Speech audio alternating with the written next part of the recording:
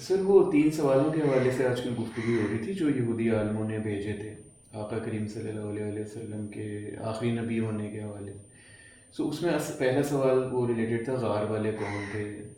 تو سر میں پوچھنا چاہ رہا تھا اصحاب کہف جو غار والے کا واقعہ تھا پورا، یہ کون سا زمانہ ہے؟ اس بارے میں کچھ ملتا ہے تاریخ میں؟ یہ 251 عیسوی. اچھا اچھا اچھا.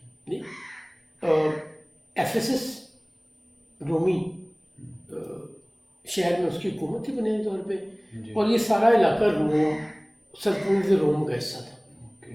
یہ جارڈن جسے ہم اردو میں اردن کہتے ہیں، اردن، جی اردن کہتے ہیں. اردن میں یہ جگہ واقع فلسطین کے بھی قریب ہے.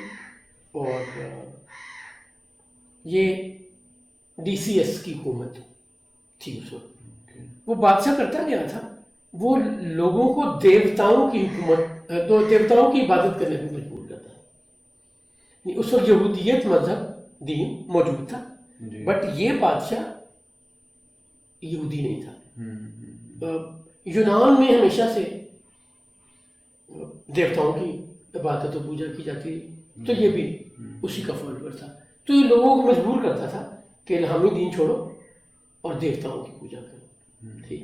سو 251 عیسوی میں یہ اصحاب کہف غار میں گئے، اور 560 ہجری میں عیسوی میں 251 عیسوی میں غار میں گئے. 309 سال گزرے تو 560 سرکار ختمی مرتبہ صلی اللہ علیہ وسلم کی دنیا میں تشریف آوری سے 11 سال پہلے. Okay okay. ٹھیک ہو گیا. کوئی اور سوال ہے سر؟ یہ عیسوی سے مراد یہ کہ حضرت عیسیٰ علیہ السلام کے اٹھائے جانے کے بعد 200 سال، رائٹ؟ اچھا. عیسیٰ علیہ السلام 30 سال کی عمر میں انہوں نے تبلیغ شروع کی. میں جو ایک بات کہتا ہوتا ہوں نا، ہم عمومی طور پہ رسالت میں آپ صلی اللہ علیہ وسلم کو اعلان نبوت کا حکم ہوا 40 سال کی عمر میں، تو ہم نے وہاں سے خود ہی اخذ کر لیا ہوا ہے بغیر کسی تاریخی حوالے یا انفارمیشن کے کہ نبوت 40 سال میں ملتی ہے.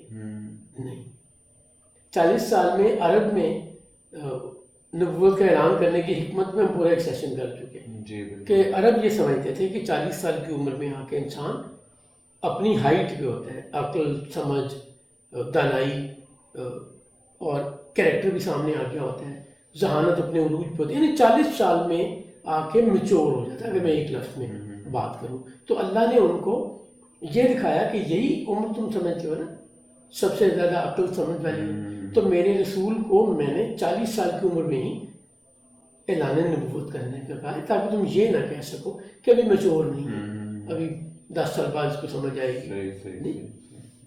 عیسیٰ علیہ السلام ایک تو پیدا ہوتے اپنی والدہ جب لے کے آتی ہیں ان کو، تو وہ پوچھتے ہیں یہ بچہ کہاں سے آیا، تو وہ اشارہ کرتی ہیں بیٹے کی طرف. بڑی حیرانی سے پوچھتے ہیں یہ بچہ کیسے ملے گا، کچھ دن کا بچہ.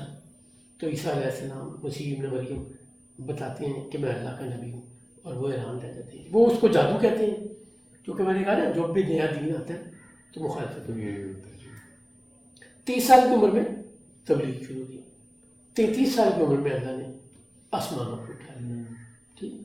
یہ جو عیسوی سال ہے یہ ریورس کیلکولیشن کرتے کرتے عیسیٰ علیہ السلام کی برتھ ڈے سے شروع ہوا ہے. ٹھیک. سو عیسیٰ علیہ السلام کو پیدا ہوئے 251 سال گزر چکے تھے. اوکے. تو یہ پھر اصحاب کہف انجیل پر ہوں گے نا؟ جی صحیح صحیح.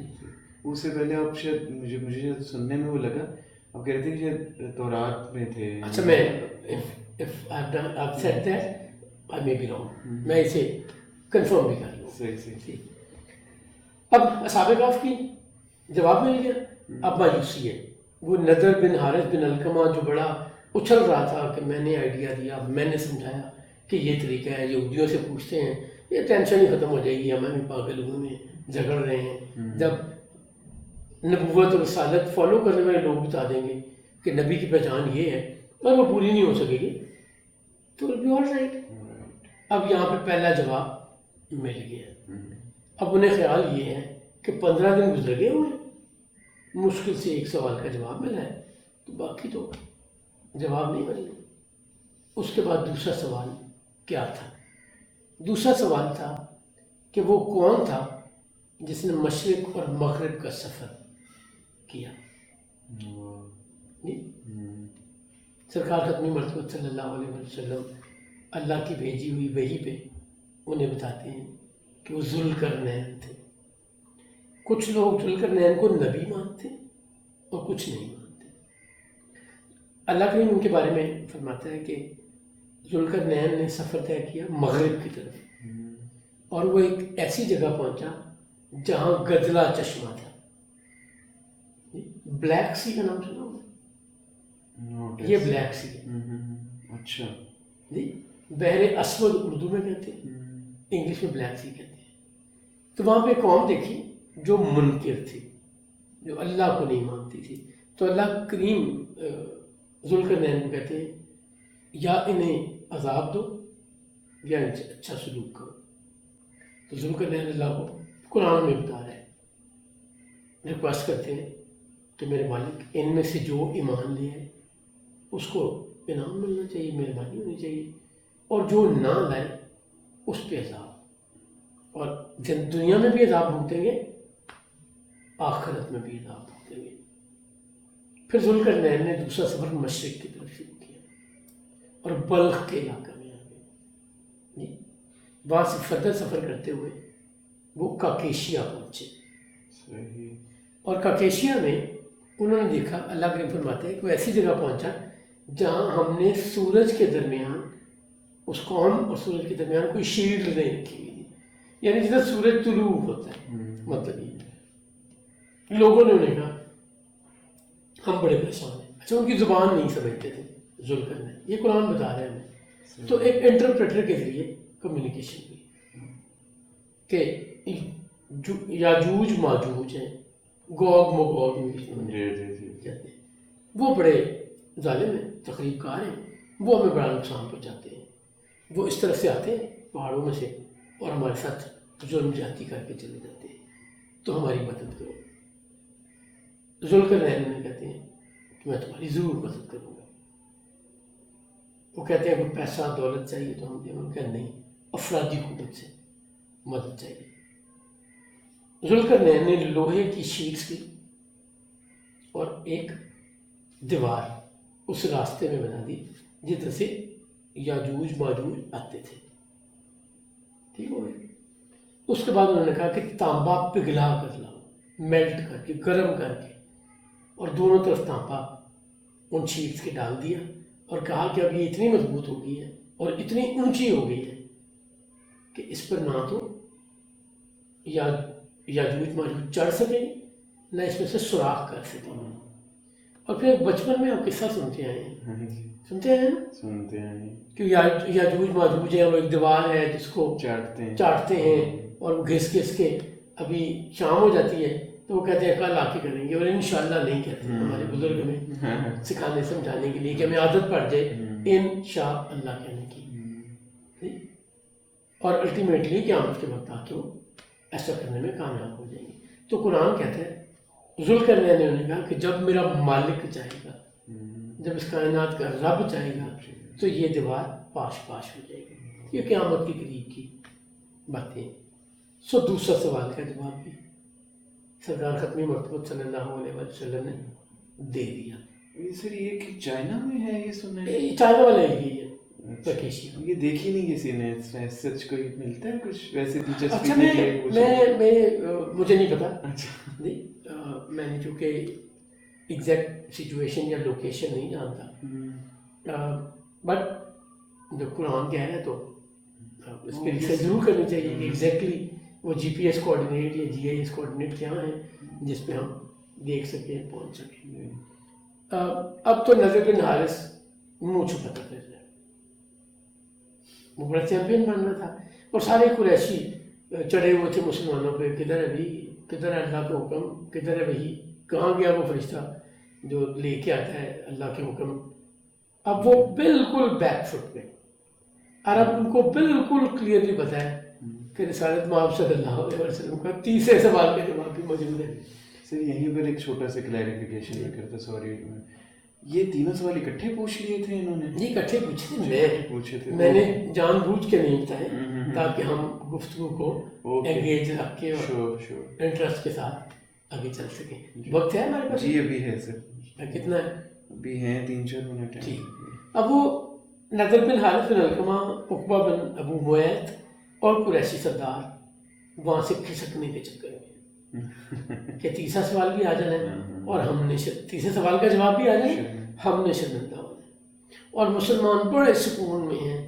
ان کو پہلے بھی رسالت مآب صلی اللہ علیہ وسلم پر مکمل یقین اور ایمان تھا کہ اللہ کے فرستادہ نبی ہیں، اللہ کے بھیجے ہوئے نبی ہیں، سچے ہیں.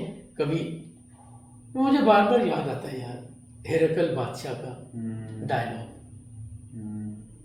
جب ابو سفیان سے پوچھا ہرقل نے کیا وہ نبوت کا دعوے دار جھوٹ بولتے، کبھی اس نے جھوٹ بولا ہے؟ تو ابو سفیان ابھی ایمان نہیں لائے ہوئے اور شدید مخالفت ہے. 3 جنگیں لڑ چکے ہیں، صلح حدیبیہ کے زمانے کی بات ہے.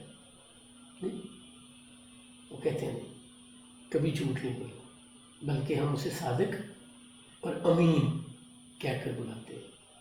تو ہرقل نے وہاں پہ میرا دل کو ٹچ کرتے ہیں یہ ورڈز.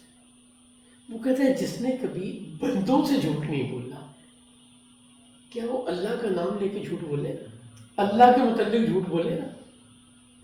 یہ اتنا بڑا اسٹیٹمنٹ ہے کہ اس کے بعد مجھے کوئی شک رہنا چاہیے کسی کو بھی. اگر کوئی شخص سچ بولتے ہیں رسالت مآب صلی اللہ علیہ وسلم کے متعلق تو ہم گمان بھی نہیں کر سکتے نا.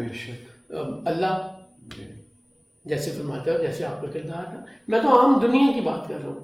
اگر کوئی شخص سچ بولتا ہو، ہمیشہ سچ بولتا ہو، تو کیا وہ کسی معاملے میں جھوٹ بولے؟ واصف صاحب کی بڑی خوبصورت کوٹیشن ہے. وہ کہتے ہیں سچا کون ہے؟ سچا وہ ہے جو کبھی جھوٹ نہ بولے، جس کے منہ سے سچ کے سوا کچھ نہ نکلے. جو سچے کی زبان سے نکلے. سچ وہ ہے جو سچے کی زبان سے نکلے. یعنی سچ کا حوالہ کون ہوا؟ وہ انسان. سچ کا یہاں حوالہ کون ہے؟ سرکار ختمی مرتبہ صلی اللہ علیہ وسلم. نہیں تو یوں پہلے سوال کا جواب بھی مل گیا، دوسرے سوال کا جواب بھی مل گیا. وزیر صاحب ایک اور بڑی بات فرماتے ہیں اسی وجہ سے کہ اگر جھوٹا انسان سچ بول رہا ہو تو پھر سچ خطرے میں ہے. اس کا یہ تھوڑی فلسافیکل بات ہے. یہ یا واصف صاحب ایکسپلین کر سکتے ہیں یا آپ کر سکتے ہیں. میری اسکل میں نہیں ہے. میری اسکل میں ہسٹری جس میں آپ نے وہ ذات سے کنیکٹ کیا نا. جی دیکھیں سورس امپورٹنٹ ہے. ہاں جی ہمیشہ سورس امپورٹنٹ ہے. جی قرآن کریم سے اگر کوئی لفظ اٹھائیں گے، کوئی آیت اٹھائیں گے، کوئی حکم اٹھائیں گے تو سچ ہی ہوگا نا. جی اور اگر کسی جھوٹے نے لکھی ہوئی ہے کوئی کتاب تو اس میں سچ ہونے کا کتنے چانسز ہے. سو میں اس کو یوں دیکھتا ہوں. ٹھیک اس سے زیادہ ہے تو یا واصف صاحب بتائیں گے یا سید حسن علی بتائیں گے جو فلاسفی کے ایکسپرٹس ہیں.